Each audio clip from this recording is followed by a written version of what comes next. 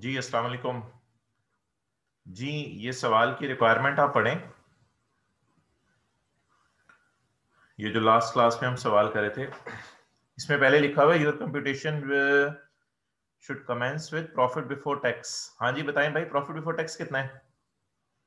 Message में लिख के बताएं मुझे, प्रॉफिट बिफोर टैक्स कितना है? जी बिल्कुल 5927। तो हम प्रॉफिट बिफोर टैक्स से सवाल करना शुरू करेंगे, सेल से शुरू नहीं करेंगे। पहली बात तो ये थी। दूसरी बात उसने ये लिखी हुई थी इस सवाल के अंदर, चैप्टर 19 का आखिरी वाला सवाल है। दूसरी बात उसने ये लिखी हुई थी कि ignore minimum tax under section 113। ये इंशाल्लाह ना मैं भी डिस्कस करता हूं, जरा क्लास पूरी हो जाए, ये मैं डिस्कस करता हूं, ignore minimum tax under section 113। उसके बाद उसने लिखा हुआ था show all relevant exemptions exclusions and disallowances. ये पेज 338 पे हूं मैं। Show all relevant exemptions exclusions and disallowances. भाई ये लाइन बड़ी इंपॉर्टेंट होती है सवाल में। इसका मतलब ये होता है कि अगर आप अपनी कैलकुलेशन में किसी चीज को एक्सक्लूड कर रहे हैं तो उसे शो करें। जैसे सवाल के अंदर आप देखें फ्रेट चार्जेस आ रहे थे, ये फ्रेट चार्जेस आ रहे थे, तो फ्रेट चार्जेस को हमने अपनी कैलकुलेशन के अंदर जो है वो एक्सक्लूड किया था। अब ये एक्सक्लूड करना हमने शो करना था, तो हम डैश डाल के शो कर देते हैं कि ये अलाउड है और tax rates are given on last page. ठीक है। अच्छा, अब भाई ये जो सवाल में लिखा हुआ था कि आपने मिनिमम टैक्स को इग्नोर करना है, तो मिनिमम टैक्स का जरा मुझे रेट बताएं क्या है? मिनिमम टैक्स का रेट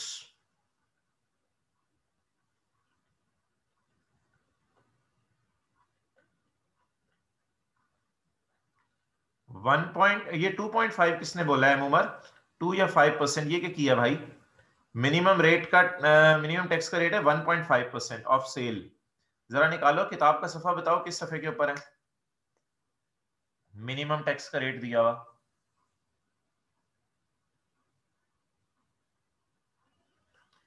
पेज 143। पेज 143 के ऊपर आप जाके देखें, पेज 143 के ऊपर मिनिमम टैक्स का रेट आ रहा है 1.5%। अच्छा जी, 1.5% आ रहा है टर्नओवर का। तो अब आप मुझे बताओ हमारी सेल कितनी है? बता दो भाई हमारी सेल कितनी है?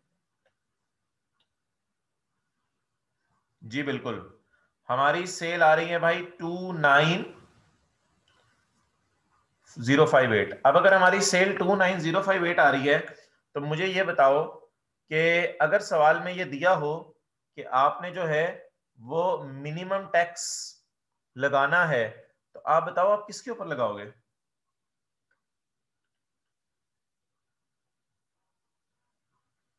सेल के ऊपर, बिल्कुल 29058। अच्छा, इसको कंपेयर किससे करेंगे? कंपेयर, अगर लिखा होता है कंसिडर मिनिमम टैक्स, अभी तो लिखा हुआ है ना इग्नोर मिनिमम टैक्स, अगर लिखा होता है कंसिडर मिनिमम टैक्स तो एक्चुअल टैक्स कितना है? एक्चुअल टैक्स बताएं कितना है? सॉल्यूशन में आए, सॉल्यूशन में आके शेयर करें एक्चुअल टैक्स कितना है। भाई ये जो एक्चुअल टैक्स है ना आपका, एक्चुअल टैक्स ये आपका आ रहा है, बोले बोले बोले, लिखो भाई एक्चुअल टैक्स कितना आ रहा है? ना ना ना भाई, 114.01 नहीं, इससे कंपेयर नहीं करना, इससे कंपेयर नहीं करना, और कोई ट्राई करें। एक्चुअल टैक्स आपका कितना आ रहा है जिससे कंपेयर करना है? 99.9, इससे भी कंपेयर नहीं करना। 99.01, 9807 से नहीं, इससे भी कंपेयर नहीं करना। चलो एक ही बचा था 973, गुड। 973 से कंपेयर करना है मेरे भाई। असल में वजह वजह पता क्या है? वजह यह है कि इसको कहते हैं एनटीआर का टैक्स। लिखिए अपनी किताब पे, इसको कहते हैं एनटीआर का टैक्स। तो इस टैक्स से आपने कंपेयर किया करना है, इस टैक्स से आपने कंपेयर किया करना है, एनटीआर का टैक्स। अब जरा आप मुझे सेल का 1.5% बताओ कितना आ रहा है? सेल कितनी है?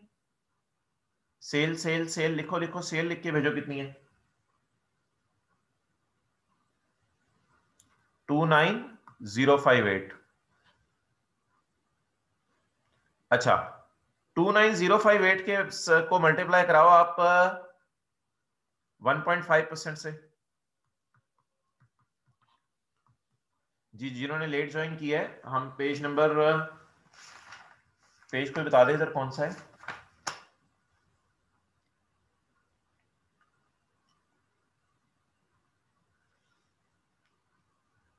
पेज 339 के ऊपर है, हम पेज 339 के ऊपर हैं और हम चेक कर रहे हैं, पेज 367 सॉल्यूशन का है और हम चेक कर रहे हैं कि सेल के ऊपर अगर 1.5% लगाएं तो क्या जवाब आता है। सेल के ऊपर 1.5% लगाओ भाई, क्या जवाब आया?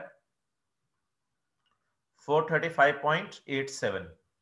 अब सेल के ऊपर 1.5 आ रहा है 435.87 और आपका नॉर्मल तरीके से जो है वो टैक्स आ रहा है 973। अब बिल फर्ज अगर इधर हमने दोनों में से, आपको पता है हायर लेना होता है,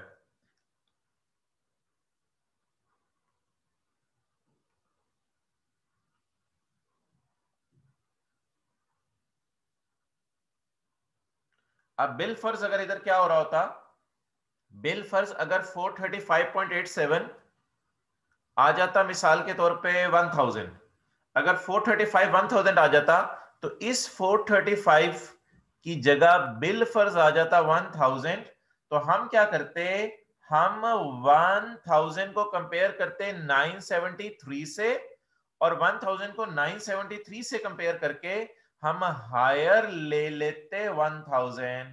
तो जब हम हायर ले लेते 1000 तो हायर लेने की वजह से फिर 973 की जगह 1000 आता और 1000 से फिर आगे हमारा सवाल जो है वो नॉर्मल तरीके से कंटिन्यू होना था।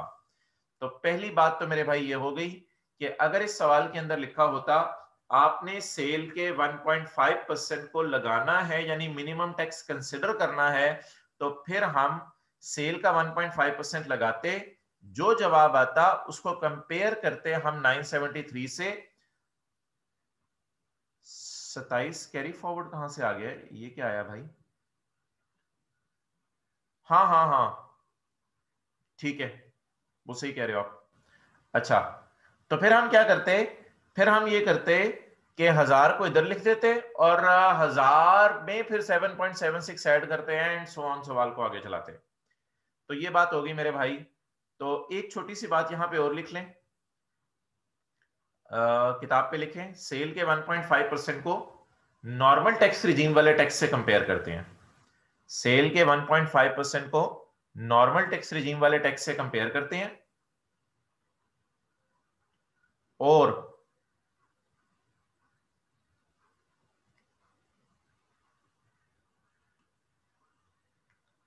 अगर सेल का 1.5% हायर आ रहा हो और अगर सेल का 1.5% हायर आ रहा हो तो फिर उसको 973 की जगह लिखकर, फिर उसको 973 की जगह लिखकर वहां से आगे सवाल चलाते हैं।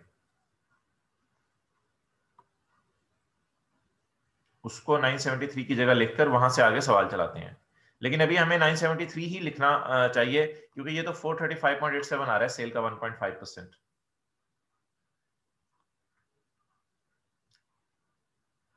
अच्छा एक छोटी सी बात और यहां पे कर दूं भाई मैं, कि बिल फर्ज आपका नॉर्मल टैक्स रिजीम का टैक्स, ये मेरे ख्याल से एक रेड और ब्लू लाइन शो हो रही है, ये गलती से लगी है और मिट भी नहीं रही।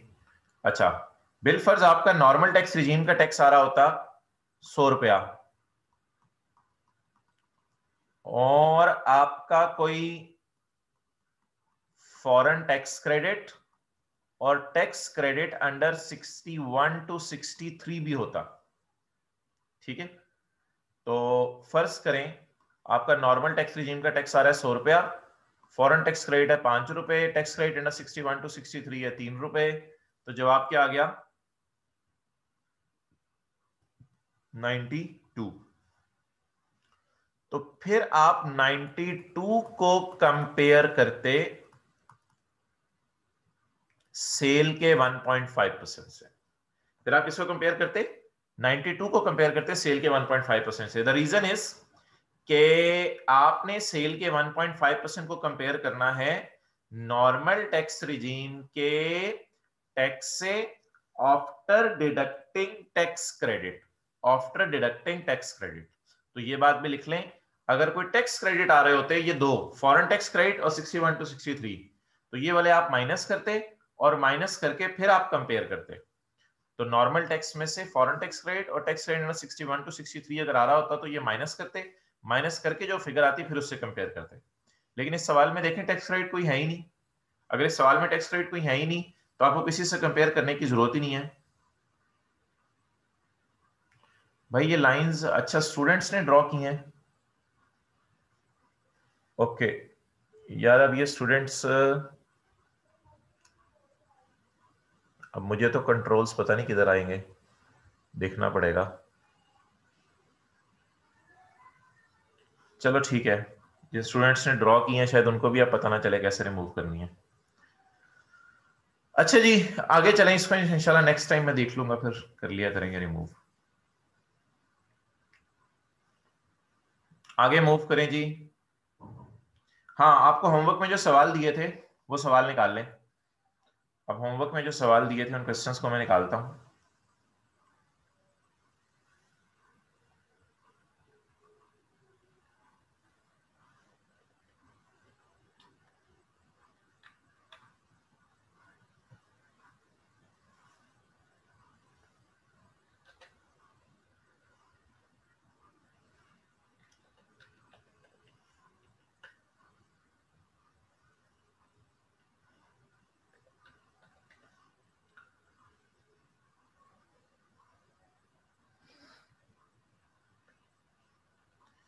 जी भाई होमवर्क में जो सवाल दिए थे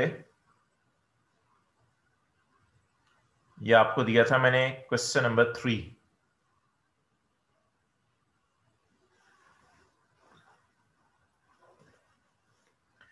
Bakir, Asad and Rahi are members of an European share profits and losses in the ratio of 5:3:2। Baqir, Asad and Rahi, इस तरह का सवाल मैंने आपको क्लास में करवाया हुआ है। Baqir, Asad and Rahi are engaged in the business of trading consumer electronics and has 2 independent branches, Tehran and Dubai. ये वाली भी एडजस्टमेंट मैंने आपको करवाई हुई है, तेहरान एंड दुबई वाली क्लास के अंदर। अच्छा अभी सवाल के अंदर प्रॉफिट बिफोर टैक्स है 5488, तो we will start with the profit before tax on 5488। पहली एडजस्टमेंट पढ़ें, closing stock has been valued at NRV, closing stock NRV पे वैल्यू हुआ है। The cost under absorption cost was 1950। तो आज के सवाल में वो मसला नहीं है जो पिछली क्लास के अंदर मसला था कि हम एब्जॉर्प्शन कॉस्ट और मार्जिनल कॉस्ट के अंदर खेले। बस आज के सवाल में एब्जॉर्प्शन कॉस्ट ही है, यानी एक्रूअल अकाउंटिंग यूज हो रही होगी, इसने एब्जॉर्प्शन कॉस्ट ही को फॉलो रखा है। एब्जॉर्प्शन कॉस्ट के तहत इसकी कॉस्ट है 1950 और एनआरवी है 1820। जी भाई मुझे लिख के बताएं स्टॉक किस में आना चाहिए, आना किस पे चाहिए, आना 1820 पे, एक्सीलेंट, आना चाहिए 1820 पे। अच्छा मुझे ये बताओ आ किस पे रहा है, क्योंकि लोअर 1820 है ना, तो आना 1820 पे चाहिए। मुझे बताओ आ किस पे रहा है, 1950 पे आ रहा है। Oh man, closing stock has been valued at NRV। इसमें वैल्यू NRV पे हो चुका है। तो भाई ऐसे तो ना करो ना, closing stock has been valued at NRV। हाँ अगर ये दिया होता तो closing stock is valued at cost, तो फिर उस पे कॉस्ट पे आ रहा होता। अभी तो ऑलरेडी NRV पर ही है। बिल्कुल सही लिखा आपने अली शेर साहब कि ये ऑलरेडी NRV पे आ रहा है, तो we are not suppose to do anything. अब हमें कुछ भी करने की जरूरत नहीं है, ये ऑलरेडी NRV पे आ रहा है। ओके आगे चलो यार, ये जो प्रोविजन होती है ना, provision of 75,000 slow moving stores, ये ना एक अंदाजा होता है कि हमारा इतना स्टॉक शायद गल सड़ जाए। तो याद रखना प्रोविजन डाउटफुल डेट की हो, प्रोविजन स्लो मूविंग स्टॉक की हो, प्रोविजन खर्चे के तौर पे माइनस करने की जात नहीं होती। इसलिए प्रोविजन कभी भी खर्चे के तौर पे माइनस करने की जात नहीं है, इसलिए हम इसको एड बैक कर देंगे। प्रोविजन क्योंकि एक अंदाजा होता है, तो अंदाजे माइनस करने की इजाजत नहीं है। ओके नेक्स्ट आगे चलें जी। आगे क्या आ रहा है, आगे आ रहा है जी फ्रेट चार्जेस। भाई फ्रेट चार्जेस अलाउड है नॉट अलाउड है बताओ। फ्रेट चार्जेस एडमिसिबल है, बिल्कुल इसलिए एडमिसिबल है क्योंकि फ्रेट कैश में भी पे करते हैं तो कोई हर्ज नहीं। आगे चलें, पॉइंट 1 तो आसान है, ये क्लास में भी करवाया था। 0.2। अच्छा यार मुझे ये बताओ कि ये अकाउंट बनता होता है, आपको पता है, प्रोविजन फॉर डाउटफुल डेट का। इसका ब्रॉड डाउन किस साइड पे आता है, जरा लिख के बताओ मुझे। इसका ब्रॉड डाउन किस साइड पे आता है? एक्सेलेंट, क्रेडिट साइड पे। और इसका कैरी डाउन इधर आ जाएगा। Okay,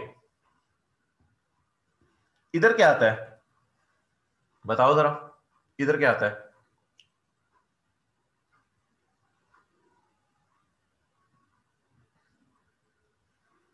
excellent, P and L. जो फिगर पी एंड एल में गई हो इसको बैड डेट एक्सपेंस भी कहते हैं।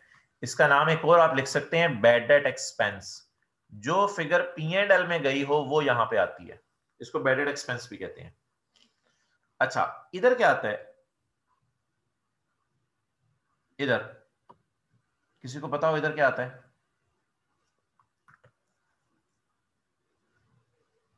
ये यार ये जो राइट साइड है ना, राइट साइड ये वाली, यहाँ पे बैड डेट एक्सपेंस आता है, जिसको आप अंदाजा भी कह सकते हैं कि इतना अंदाजा है कि लोग पैसे लेके भाग जाएंगे, ये पी एंड एल में जाता है।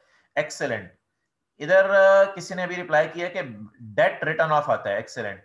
इधर आता है बैड डेट रिटर्न ऑफ। चलो जी रजिस्टर पे इतना सा नोट करें, फिर मैं आगे चलता हूं। इधर actual bad debt written of आता है, जो लोग एक्चुअली पैसा लेके भागे हैं।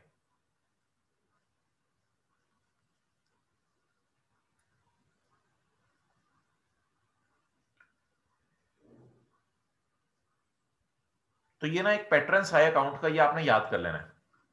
असल में ना इस अकाउंट में बहुत इख्तलाफ है, कुछ टीचर्स इंट्रो में कुछ तरीके से कराते हैं, कुछ कुछ तरीके से कराते हैं, तो ये थोड़ा सा इख्तलाफ है। तो इस इख्तलाफ को रिमूव करने के लिए हम एक ही पैटर्न फॉलो करेंगे, इस पैटर्न पे अकाउंट बनाया करेंगे। अच्छा जी, अब सवाल के अंदर पढ़ो आप क्या लिखा हुआ है। मैं किताब में खोल लेता हूं। सवाल में लिखा हुआ है मेरे भाई, प्रोविजन, ऊपर से मिला के पढ़ो। Admin and selling expenses include provision for bad debt of 75। ये 75 बोलो किस जगह पे आना है? मैं लिख रहा हूं 1 2 3 4। ये 75 किस जगह पे आना है? 1 पे आना है, 2 पे आना है, 3 पे आना है, 4 पे आना है? Please respond. 4 पे आएगा अली रजा साहब, 4 पे आएगा। ये दो लोगों ने जवाब दिए 2 पे आएगा। मेरे भाई एक लफ्ज पढ़ो, admin and selling expense include provision of 75। मेरे भाई एडमिन एंड सेलिंग एक्सपेंस में याद रखना एज ऑन नहीं पढ़ा होता, फॉर द ईयर एक्सपेंस पढ़ा होता है। तो ऊपर से मिला के पढ़ो तो बात समझ आएगी। अगर लिखा होता ना admin and selling expense include की जगह प्रोविजन एज ऑन, तो फिर आपकी बात ठीक थी। लेकिन आपको पता है अभी प्रोविजन एज ऑन नहीं लिखा हुआ, अभी क्या लफ्ज लिखा हुआ है? Admin and selling expenses include. तो ये तो मैंने आपके समझने के लिए 1 2 3 4 लिखा था। तो यहां पे आएगा, कितना आएगा बोलो? 735। खर्चों में डाला हुआ 735, लेकिन ये भाई अंदाजा होगा, क्योंकि देखें सवाल में एक लाइन लिखी हुई है प्रोविजन। प्रोविजन का मतलब है अंदाजा, तो ये तो अंदाजा होगा। आगे चलें। The opening and closing balance was 1100 and closing balance was, यार ये अकाउंटिंग के टी अकाउंट को इसलिए हम बना रहे हैं कि अकाउंटिंग वाला टी अकाउंट बना के हम जानना चाहते हैं कि actual bad debt written of कितने हैं। और कोई तरीका नहीं ना हमारे पास, बहालत मजबूरी हम टी अकाउंट बनाएंगे और टी अकाउंट बना के एक्चुअल बैड डेट जानना चाहेंगे कितने हैं। इस सारी वर्किंग का मकसद ये है कि जैसे अकाउंटिंग डेप्शन रिवर्स करके टैक्स डेप्शन रिकॉर्ड करते थे ना, तो हमें अकाउंटिंग वालों की डेप्शन पता होनी चाहिए थी। तो ये जो 75 है ना, 75 ये अकाउंटिंग वालों का एक्सपेंस है, इसे हम रिवर्स कर देंगे, इससे हम रिवर्स कर देंगे। और जो टैक्स वालों का एक्सपेंस होगा ना, टैक्स वालों का एक्सपेंस वो ये होगा, इसे हम रिकॉर्ड कर देंगे। क्लियर जी मोहम्मद मुआज साहब? क्लियर? अकाउंटिंग वालों का एक्सपेंस रिवर्स करना है, टैक्स वालों का एक्सपेंस रिकॉर्ड करना है। अच्छा, ओपनिंग बैलेंस था 1100, क्लोजिंग बैलेंस है कितना है? 1435। क्लोजिंग बैलेंस आ गया जी 1435। अब जरा कैलकुलेटर पकड़ के bad debt written of balancing निकाल दो। अगली लाइन नहीं पढ़नी यार आपने सवाल में। सवाल में जो ये वाली लाइन लिखी हुई है ना, देखो स्क्रीन की तरफ, ये वाली लाइन, ये लाइन जरा इग्नोर कर दें, सवाल में ये लाइन इग्नोर करते हैं, बैड डेट रिटर्न ऑफ वाली। आप बता दो बैड डेट रिटर्न ऑफ कितना आ रहा है? 400, गुड, ये बैलेंसिंग आ गया। अब आपने सवाल की अगली लाइन नहीं पढ़नी। अब करेंगे क्या, जब हम वर्किंग कर रहे होंगे तो वर्किंग आपको पता है हम शुरू करते हैं प्रॉफिट से, उसमें कुछ चीजें हम ऐड करते हैं और कुछ चीजें हम लेस करते हैं। तो ऐड कर देंगे जिस तरह अकाउंटिंग डिप्शन ऐड करते थे, इसी तरह ये अंदाजा 735 ऐड कर देंगे और इसकी जगह टैक्स वाले 400 आपको माइनस करने देंगे, इसकी जगह टैक्स वाले 400 आपको माइनस करने देंगे।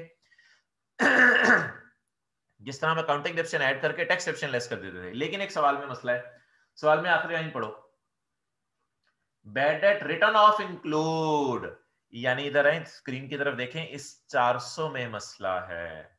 Bad debt written off include 285 provided to supplier. भाई सप्लायर को लोन देने की क्या एंट्री की होगी, जरा लिखो अपने रजिस्टर पे, बुक पे लिख लो, loan receivable debit cash credit. Supplier को लोन दिया होगा ना, तो फिर वो पैसे लेके भाग गया होगा, loan receivable debit cash credit. तो भाई लोन को bad debt written of record करने के लिए हमने एक शर्त पड़ी थी कि पास्ट में ये इनकम में गया हो। तो loan receivable debit cash credit हुआ है, तो पास्ट में ये इनकम में नहीं गया, तो जब पास्ट में ये इनकम में नहीं गया तो इसका मतलब है अब ये राइट ऑफ भी करने की इजाजत नहीं होगी।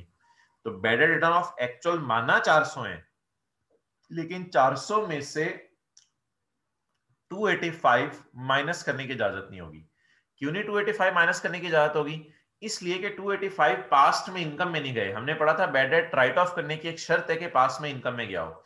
इस बुनियाद पर मैंने लेस करना था 400, दिल चाह रहा था मेरा 400 माइनस करने को, लेकिन लॉ मेकर ने कहा 285 में आपको इसलिए माइनस नहीं करने दूंगा कि वो पास में इनकम में नहीं गया। अब बता दो 400 माइनस 285 जो कि लॉ मेकर माइनस करने देगा बैड डेट रिटर्न ऑफ, वो कितना है? 115।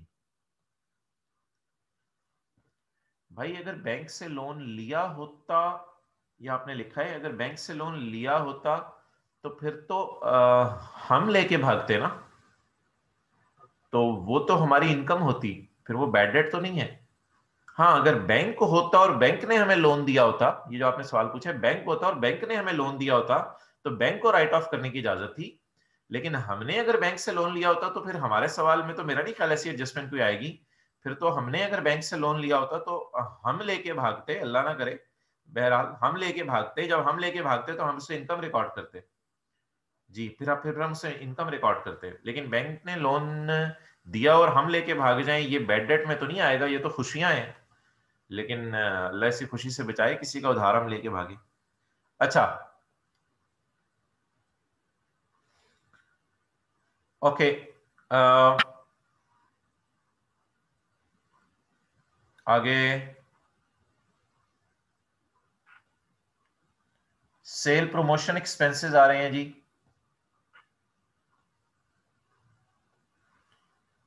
Cell promotion expenses, these were paid by Rahi through his personal credit card. जी भाई सेक्शन 21 के एल के अंदर लिखा हुआ है कि आपने पेमेंट जो है वो किससे करनी है? स्पेसिफाइड मोड से, क्रॉस चेक से, बैंकिंग चैनल से। तो पर्सनल क्रेडिट कार्ड से पेमेंट नहीं करनी, वहां लिखा हुआ है क्रेडिट कार्ड अगर यूज करें आप तो अलाउड है, लेकिन वो बिजनेस के बैंक से पेमेंट होनी चाहिए। तो बिजनेस के बैंक से नहीं है इसलिए नॉट अलाउड हो जाएगा। आगे चलें। यार ये कोई ट्रेनिंग वगैरह दी है तो सेक्शन नंबर इसका बता दें कौन सा है? 26 है मेरे ख्याल से, इनकम फ्रॉम बिजनेस में। तो ट्रेनिंग का खर्चा अलाउड होगा, कोई मसला नहीं है। सेक्शन 27 है, सेक्शन 27। सेक्शन 27 में यार लिखा हुआ है पेज नंबर 135 पे कि, अच्छा लाइन पढ़ो इधर क्या लिखा है, rupees 86,000 paid to an institute approved by federal government for training of industrial workers, for training of industrial workers. तो approved by federal government, operated by federal government. तो 27 के बी में देख लें लिखा हुआ है इंस्टीट्यूट फॉर ट्रेनिंग, जो गवर्नमेंट रन कर रही हो, तो ये खर्चा अलाउड है जी मोहतरम, फर्दर इंफॉर्मेशन डिस्कस होगी भी है, इसको छोड़ें, क्वेश्चन 5 की तरफ आए। क्वेश्चन 5 में पॉइंट 1 पिछली क्लास में डिस्कस हो गया था। हाँ अच्छा जी, पॉइंट 2 बताएं। Cost of goods sold include cost of used machinery imported from China on 31 जुलाई 2020, 31 जुलाई 2020 हमारे साल के पहले महीने, अमाउंटिंग टू 2110। तो मुझे बताओ प्रॉफिट तक पहुंचते हुए अकाउंटेंट ने कितना माइनस कर दिया हुआ है? प्लीज बताएं तो मैं आगे चलूंगा। प्रॉफिट तक पहुंचते हुए अकाउंटेंट ने कितना माइनस कर दिया हुआ है? आगे नहीं पढ़ना, ये देखो जरा स्क्रीन की तरफ, ये नहीं पढ़ना अभी। प्रॉफिट तक पहुंचते हुए अकाउंटेंट ने कितना खर्चा रिकॉर्ड कर दिया हुआ है? बोले बोले, और लोग भी बोले, अभी सिर्फ एक बंदा बोला है। प्रॉफिट तक पहुंचते हुए अकाउंटेंट ने कितना, प्रॉफिट तक पहुंचते हुए अकाउंटेंट ने कितना खर्चा रिकॉर्ड कर दिया हुआ है? एक्सेलेंट, 2110। प्रॉफिट तक पहुंचते हुए अकाउंटेंट ने खर्चा रिकॉर्ड कर दिया हुआ है जी 2110। अब अगर प्रॉफिट तक पहुंचते हुए अकाउंटेंट ने 2110 रिकॉर्ड कर दिया तो बोलो कॉस्ट ऑफ सेल में मशीन की कॉस्ट पड़ा होना, क्या ये सही बात है या ये जुर्म की बात है? जे, जे फॉर जुर्म लिख दें, जे जुर्म है, ये जुर्म है। प्रॉफिट में अगर कभी भी कॉस्ट ऑफ सेल में पड़ी हो आपकी मशीन की कॉस्ट से, ये खर्चा नहीं है। सबसे पहले आपने क्या करना है, सबसे पहले आप न्यूमेरिकल में जहां ऐड कर रहे होते हैं चीजें, आपने 2110 ऐड कर देना है। ये पहली बात होगी। आगे चलें, अब पढ़ते हैं। वो कहता है यार कॉस्ट इंक्लूड्स, इस 2110 में एक कस्टम ड्यूटी की पेमेंट है। कस्टम ड्यूटी मुझे बताएं एसेट की कॉस्ट में ऐड होती है? अगर ऐड होती है तो यस लिखते हैं, yes good. Custom duty asset की कॉस्ट में ऐड होती है। इनकम टैक्स, यार ये देखें, इनकम टैक्स एसेट की कॉस्ट का पार्ट नहीं बनता, बल्कि ये ना एक तरह का एडवांस टैक्स है। इनकम टैक्स एसेट की कॉस्ट का पार्ट नहीं बनता। एक्सेलेंट, ये अली आरिफ साहब ने लिखा है कि will be deducted at and. ये इनकम टैक्स बिल्कुल एंड पे माइनस होगा, तो ये एसेट की कॉस्ट का पार्ट नहीं बनेगा, ये भी याद रखना। ये एसेट की कॉस्ट का पार्ट नहीं बनेगा। अगर आपने इसको एसेट की कॉस्ट का पार्ट बना दिया ना, तो फिर ये डेप्रिशिएट हो जाएगा। तो ये तो अजीब सी चीज हो जाएगी, टैक्स डेप्रिशिएट हो रहा है। हाँ, कस्टम ड्यूटी आपने FR1 में भी पढ़ी हुई है, IAS 16 के टॉपिक में, ये एसेट की कॉस्ट का पार्ट होती है, लेकिन इसको आपने एसेट की कॉस्ट का पार्ट नहीं बनाना। इसलिए आप जरा डीप डाउन जाके सोचो, इस 2110 में आप क्या क्या रिवर्स कर रहे हो? इस 2110 में उस एसेट की अपनी कॉस्ट भी रिवर्स कर रहे हो, इस 2110 में 90,000 की कस्टम ड्यूटी भी रिवर्स कर रहे हो, इस 2110 में 110,000 भी रिवर्स कर रहे हो, सब उठा के आप रिवर्स कर रहे हो। ये 2110 आपने रिवर्स कर दिया। अब जब ये 2110 आपने रिवर्स कर दिया, तो आपने फिर रिकॉर्ड करनी है टैक्स वालों की डेप्रिसिएशन और टैक्स वालों का इनिशियल अलाउंस। वो अगर मैं वर्किंग में निकालना चाहूं, तो मेरे एसेट की मुझे रियल वाली कॉस्ट बताओ क्या बनी है? 2110 माइनस, इसमें कस्टम ड्यूटी पड़ी है, बोलो पड़ी है, पड़ी है तो लिख दो पड़ी है, पी पड़ी है, इसमें कस्टम ड्यूटी पड़ी है। अगर इसमें कस्टम ड्यूटी पड़ी है, मैं पड़ी रहने दूं? बिल्कुल मैं पड़ी रहने दूंगा। इसमें इनकम टैक्स पड़ा है, पी पी लिखो, इसमें इनकम टैक्स पड़ा है, क्या मुझे पड़ा रहने देना चाहिए? अगर पड़ा रहना देना चाहिए तो यस, वरना नो, नो लिखा गुड।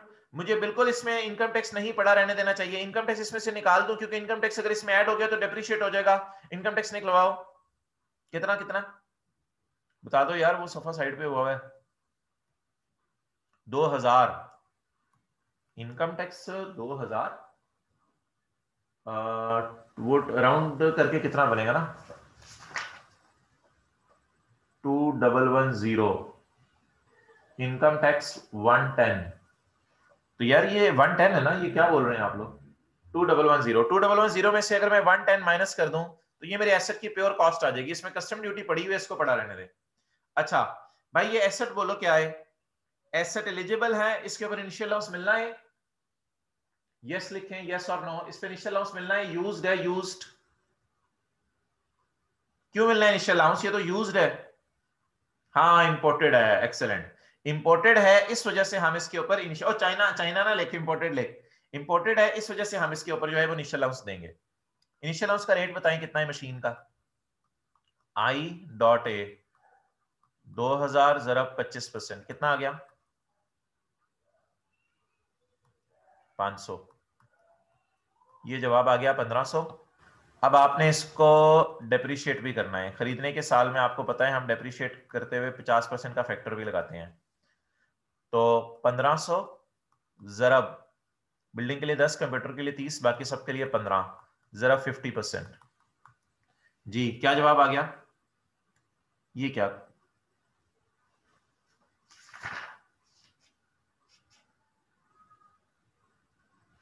राउंड करके 113, 112.5 राउंड करके 113। WDV कितनी है? WDV कितनी आ रही है? 1500 माइनस 113, 1387। इसका क्या करना है? 1387 का 1387 का क्या करना है मुझे बताएं? 1387 का क्या करना है? अब सारे चुप हो गए हैं। 1387 का क्या करना है? ओ खुदा का खौफ करो, ऐड करना है, तुम तुझे मैं मारूंगा। 1387 का क्या करना है? जी 1387 का क्या करना है? दो बंदों ने लिखा है कुछ नहीं करना। 1387 का क्या करना है? और कोई बताए? WDV जो आ रही है 1500 माइनस 113, एक्सेलेंट। 1387 का कुछ भी नहीं करना। इसकी बुनियाद पे अगले साल की टैक्स वालों की डिप्शन निकलेगी। अगले साल का सवाल हम कर नहीं रहे, तो 1387 का कुछ नहीं करना। तो मेरे भाई ये डिप्शन, ये टैक्स वालों की डिप्शन है 500, इसको लेस कर देते हैं, और ये 113 और 500 इनिशियल अलाउंस है। तो बस फेस पे आके आपने क्या करना है?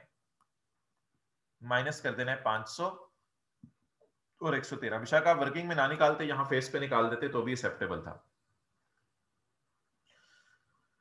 अल्लाह अकबर। और टैक्स कहां लेस करना है? टैक्स वो एंड पे लेस कर दीजिएगा 110। ये आपने रिवर्स कर दिया, एंड पे लेस कर देंगे। आगे ईद मिलन पार्टी क्लास में डिस्कशन होगी थी यार। ईद मिलन पार्टी में ये ना को फैमिली मेंबर्स भी आए हैं। खैर है यार, इतना थोड़ा बहुत चलता रहता है। कमिश्नर कोई बंदा तो नहीं खड़ा करेगा? बताओ जो है वो एम्प्लॉइज ने कितने का खाना खाया और एम्प्लॉइज के बेटे ने कौन कौन सी बोटी डाली थी? खुदा का खौफ करो, बाद में पता चला उसने गर्दन डाली हो। तो इन चक्करों में ना पड़े। बस ये सारा अलाउड है ईद मिलन पार्टी। खैर है, घर वाले भी आए हैं। Payment of fix monthly remuneration of 15, ये पार्टनर की पेमेंट अलाउ नहीं होगी, बिल्कुल नहीं। ये बिजनेस का एक्सपेंस नहीं है, ये अपोर्शनमेंट की वर्किंग में वो जो जाता है डिविजिबल इनकम वाली, उसमें जाएगा। अकाउंटिंग सॉफ्टवेयर को जालिम ने एक्सपेंस में डाल दिया हुआ है। Admin selling expenses include payment of 180 for purchasing accounting software.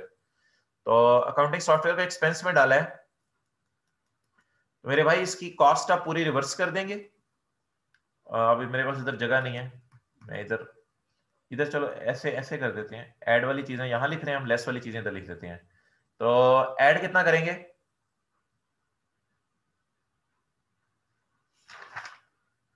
लिख दो भाई 180। 180 ऐड करेंगे, श्योर जी 180 ऐड करेंगे। लेस कितना करेंगे? लेस वाली फिगर कैलकुलेट करके बताएं, जल्दी जल्दी जल्दी। चैट करने की स्पीड आपकी बहुत तेज है। लेस वाली फिगर जो है वो बताएं कितनी है? लेस कितना करेंगे? Tax amortisation, tax amortisation less कितनी करेंगे?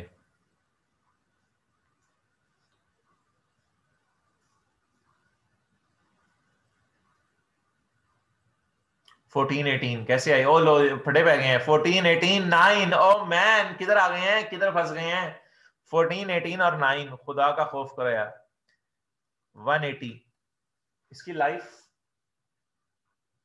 10 years डिवाइडेड बाय 10 इनटू जनवरी में कितने दिन, फरवरी में, मार्च में, अप्रैल में, मई में, जून में, टोटल कराओ।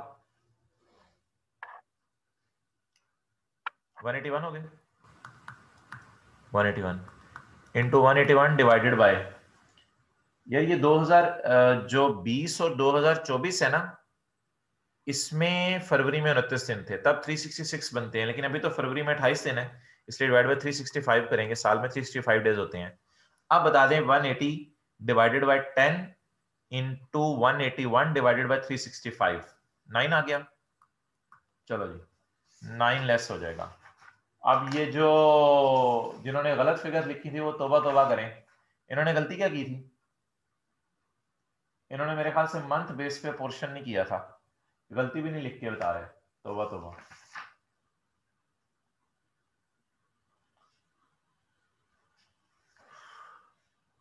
अच्छा यार मुझे ये बताओ, टाइम है, बता दो टाइम है, जुमे की तैयारी तो नहीं करनी, टाइम है अभी, टाइम है, लिख के बता दो टाइम है। अच्छा अली आरिफ साहब कह रहे हैं कि मेरे पास तो टाइम है। अच्छा अब मुझे ये बताओ आप कि एम उमर साहब भी कह रहे हैं टाइम है, तो मुझे ये बता दो, अगर पिछले साल का कोई लॉस आ रहा होता तो इस 500, 113 और 9 को क्या करते? ये 500 क्या है अकाउंटिंग वालों की इनिशियल अलाउंस, टैक्स वालों का इनिशियल अलाउंस, 113 क्या है? 113 है टैक्स वालों की डेप्रिसिएशन, 9 क्या है? टैक्स वालों की अमोर्टाइजेशन। अगर ये 500, 113 और 9 जो है पिछले सालों का कोई लॉस आ रहा होता, तो पिछले सालों का लॉस आ रहा होता तो इस 500, 113 और 9 का क्या करना था? फर्स्ट डिडक्ट लॉस, बिल्कुल। पहले हमने पिछले सालों का लॉस माइनस करना था, फिर उसमें से पिछले सालों की लॉस माइनस करके फिर पिछले साल और इस साल की डेप्रिसिएशन वगैरह इकट्ठी माइनस कर देनी थी, ये इकट्ठी माइनस कर देनी थी। और वो लास्ट क्लास जो थी ना जिसमें हम चैप्टर 19 का सवाल कर रहे थे, उसमें भी मैं बात कर रहा था, लेकिन बात एंड पे शायद कट गई थी। उसमें भी अमोर्टाइजेशन हमने न्यूमेरिकल में ना, देखें जरा, उसमें अमोर्टाइजेशन में न्यूमेरिकल में यहां कहीं माइनस की हुई है टॉप पे ही। उसमें भी जो चैप्टर 19 का क्वेश्चन 31 हम कर रहे थे, तो उसमें भी अमोर्टाइजेशन बिल्कुल एंड पे माइनस होनी चाहिए थी मेरे भाई, बिल्कुल एंड पे माइनस होनी चाहिए थी अमोर्टाइजेशन। ओके, तो जब कभी पिछले साल का लॉस आ रहा हो तो न्यूमेरिकल के फेस पे आपने लेस नहीं करना, आपने पहले पुराने सालों का लॉस माइनस करना है, फिर एंड पे आपने लेस करना है। ठीक है भाई, आगे तो इसकी सैलरी का डाटा आ रहा था, ये आसान सा था, इसमें कोई मसला नहीं है। एक हेल्थ इंश्योरेंस वगैरह पॉलिसी आ रही थी, तो ये एज पर टर्म्स के मुताबिक फिर इसको एग्जाम्प्ट लेंगे। आगे नीचे एम्प्लॉय का अपना जाती डाटा आ रहा है, तो नीचे आओ पॉइंट बी में जरा, ये सैलरी का न्यूमेरिकल है। On March 31 he purchased a car from HPL for 110800, the market value of this car on 31 March was 250000। बताएं जी, 5% लगाएंगे 10% लगाएंगे? गाड़ी की कॉस्ट पे 5% लगाएंगे 10% लगाएंगे? लिखे लिखे लिख के बताएं, 5% लगाएंगे 10% लगाएंगे?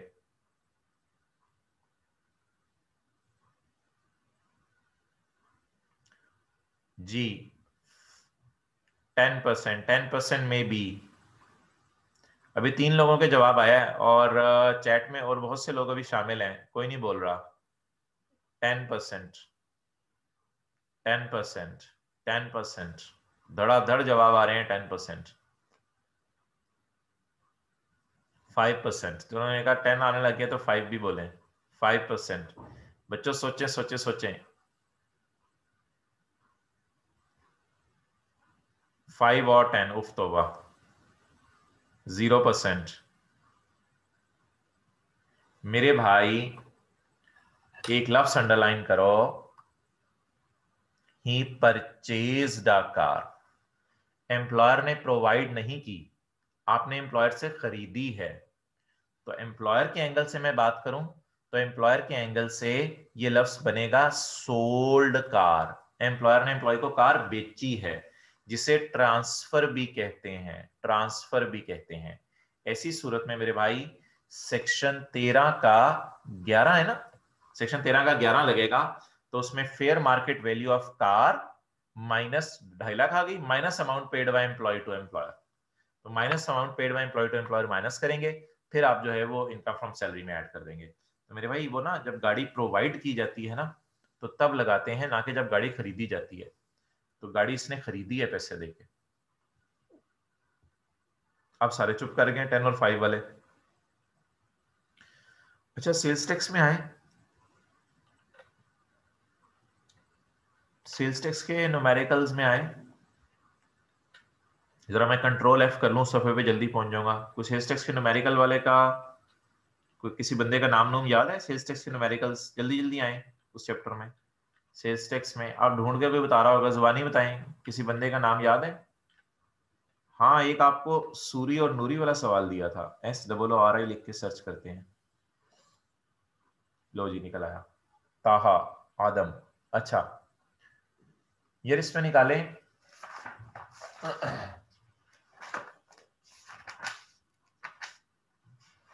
Question number 17।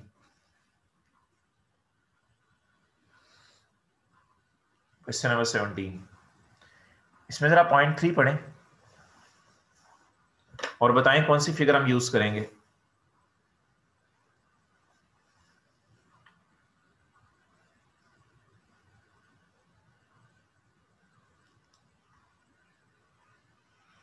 ओ भाई कहां सो गए हो?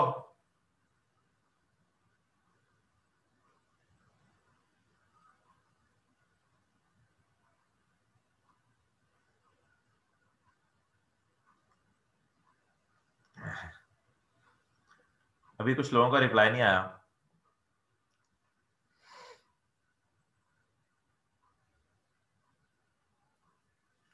अच्छा यार एक बात मुझे बताओ,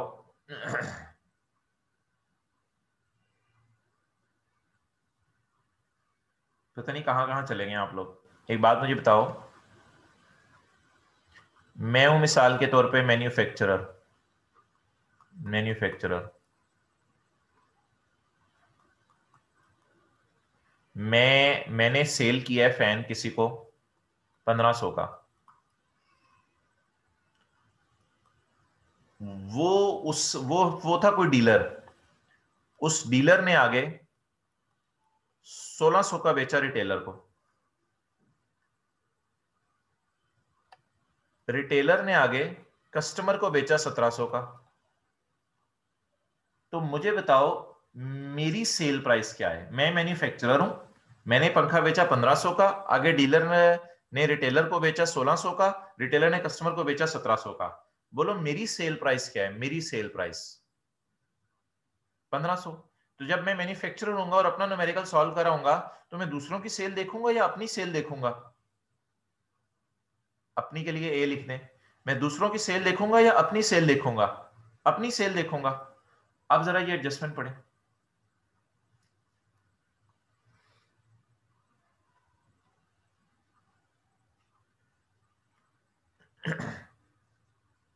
आप बताओ जी, हम न्यूमेरिकल में कितना लेके जाएंगे? Good, excellent. आप हजरात को बात समझ आ गई मेरे भाई। ये थर्ड शेड्यूल का कोई जिक्र नहीं था यहाँ पे कि ये थर्ड शेड्यूल टाइप कोई चीज है। ये था 3 cartons were sold to distributor and the distributor normally sell to retailer at 135। तो भाई ये तो डिस्ट्रीब्यूटर की न्यूमेरिकल की सेल है ना। और फिर आगे देखो, देखो आगे अगर लिखा होता the retailer sell to customer at 145, तो बात पता नहीं कहां तक चली जाती आगे। तो ये सारी बातें ऐसी आई कि कभी कभी ना परेशान करने के लिए देते हैं। तो हम 110 के ऊपर लेंगे। हाँ अगर थर्ड शेड्यूल का आइटम होता तो फिर आपकी बात ठीक है, वो तो इसने लिखा नहीं हुआ। अच्छा भाई फिर डिस्काउंटेड प्राइस ना लेते, फिर रिटेल प्राइस से लेते। तो 110 के ऊपर मेरे भाई बेचा है।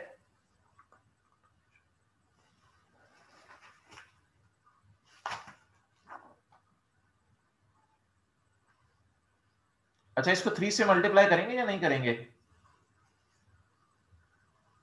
भाई ये क्या पेज 382 का लास्ट पॉइंट कॉन्ट्रोडिक्ट कर रहा है? ये आप मुझे व्हाट्सएप चैट में पूछ लेना। अच्छा 3 carton of sulphuric acid were supplied at a price of 110 पर कार्टन। तो मेरे भाई 3 से मल्टीप्लाई करेंगे, 3 से मल्टीप्लाई करेंगे 110 इंटू 3 के ऊपर जो है। अच्छा अब बता दें ये सेल में पड़ा हुआ है 110 पे या हमने डालना है सेल पे 110 इंटू 3? सेल पे पड़ा हुआ है या हम रिकॉर्ड करेंगे? पी पड़ा हुआ है, रिकॉर्ड हम रिकॉर्ड करेंगे, सेल में रिकॉर्ड करेंगे। क्यों क्यों क्यों सेल में रिकॉर्ड करेंगे? जी excellent. Following transactions are not included in above, ये लिखा हुआ है नॉट इंक्लूडेड, इसलिए हम इसको सेल पे रिकॉर्ड करेंगे। आगे चलो यार, पॉइंट 1 पढ़ो।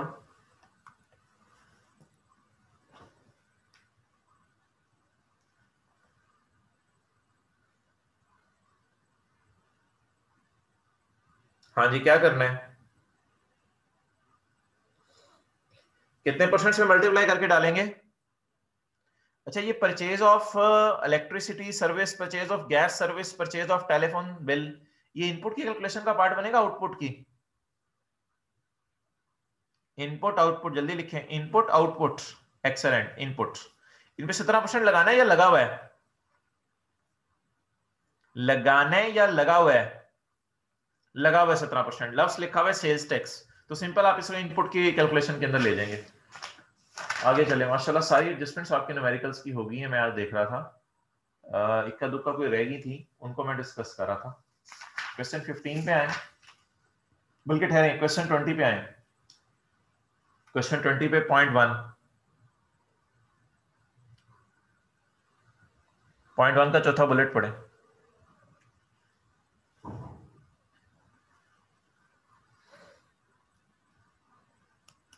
Cell to Ghalib corporation of goods worth ₹2,25,000। The contract for sale has been signed but neither invoice was issued nor any delivery of was made in January 2018। जी भाई, सेल में डालेंगे, यस और नो बताएं। सेल में डालेंगे तो यस लिख दें। अच्छा, सेल में डालेंगे या नहीं ये अलग बात है, ये हमारी सेल है या नहीं पहले तो बता दें, हमारी सेल है या नहीं। क्यों नहीं हमारी सेल? हमने कहा था भाई सेल अर्लियर पे रिकॉर्ड करनी है, when the goods are deliver और when the cash is received. ना चीजें डिलीवर हुई ना पैसे आए तो सेल रिकॉर्ड ही नहीं करनी। इसको ना एक चीज से आपने कंफ्यूज नहीं करना। एक चीज हमने पढ़ी थी, मेड अवेलेबल।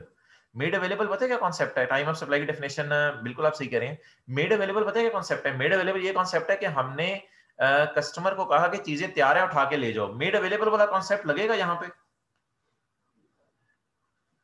यस और नो? मेड अवेलेबल वाला कॉन्सेप्ट लगेगा यहाँ पे? क्यों नहीं लगेगा? लाइन लिखी हुई है, सेल टू गालिब वर्थ ₹2,25,000 पड़ी हुई है। ये कहीं नहीं लिखा हुआ कि these are made available to customer या these are ready to be picked. अगर ऐसा कुछ लिखा होता तो फिर शायद हम सेल रिकॉर्ड कर लेते, लेकिन अभी तो सिर्फ कॉन्ट्रैक्ट साइन हुआ है, ना पैसे आए ना चीजें, इसलिए इसको सेल में नहीं डालेंगे। अनलकीली सेल में पड़ा हुआ था। आप क्या करना है?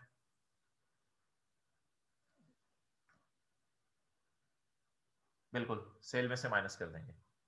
आगे चलें, पॉइंट 3 पढ़ें। 4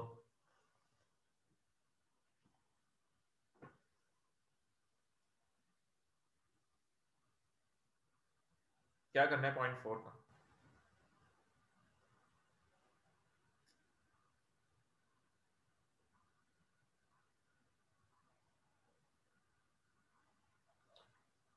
एवरीवन इज साइलेंट। यार नहीं भाई, इसमें ना लिख लो फ्री रिप्लेसमेंट्स जो है ना, आपने न्यूमेरिकल में इग्नोर करनी होती हैं। इसमें वजह पता है क्या है? इनकी कॉस्ट है 4 लाख। ये कभी ना जब कभी खरीदी होंगी तब इनपुट में डाल दी होंगी, और इनकी फेयर वैल्यू है 5,50,000। तो इसी तरह जब कभी बेची होंगी तो सेल में भी डाल दी होंगी। अब जब ये वापस आई है ना, तो ये वाली चीजें हमने वापस ली और इसी जैसी मिलती हुई चीजें को 550 वाली उसको रिप्लेस करके दे दी होंगी। इसलिए फ्री रिप्लेसमेंट्स पर सिंपल पेपर में लिख लो, ये इग्नोर करनी है। नहीं यार, इसको ऐड बैक नहीं करना। असल में अब आपने उसको जो है वो चीजें दे दी ना दोबारा, तो चीजें जब दे दी आपने दोबारा, तो उन्हीं चीजों की असल में ये एक तरह की परचेज बन जाती है। तो आप सिंपल लिख लो, ज्यादा डिटेल में ना जाओ, इस बहस में ना जाओ। फ्री रिप्लेसमेंट्स के बारे में पेपर में लिख लो कि इसे इग्नोर किया करना है। फ्री रिप्लेसमेंट्स इग्नोर क्या करनी है, क्योंकि चीजें ज्यादा डिटेल में जाने की जरूरत नहीं। पुरानी चीज आ रही होती है, नई चीज जा रही होती है, तो ऐसी सूरत के अंदर इफेक्ट कैंसल आउट हो जाता है। नॉट सो इंपॉर्टेंट, कोई प्रॉब्लम नहीं। अच्छा आगे चलें यार। अब आप आ जाएं क्वेश्चन 17 पे। पॉइंट नहीं, 17 हो गया, क्वेश्चन 15। क्वेश्चन 15 पे पॉइंट नंबर 4 पढ़ो। क्वेश्चन 15 पे पॉइंट नंबर 4।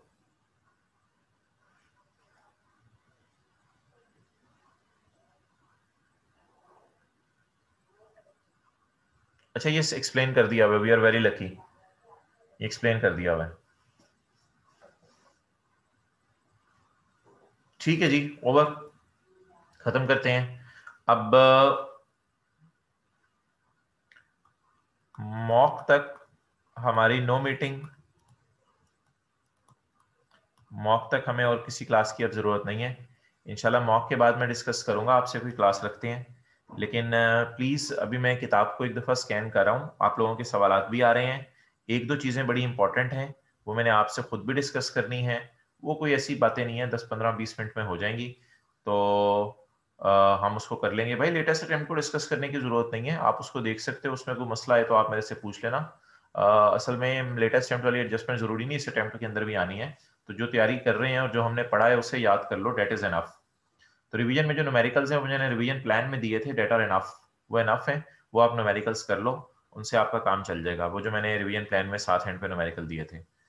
तो मॉक के बाद इंशाल्लाह देखते हैं कोई एक दो बड़ी न्यूमेरिकल्स के बारे में ना, मैंने आपको जब आप कर लेंगे अच्छी खासी रिवीजन, तो फिर एक दो जरा इंपॉर्टेंट बातें आपको न्यूमेरिकल्स के बारे में बतानी है। ठीक है जी, अस्सलाम वालेकुम।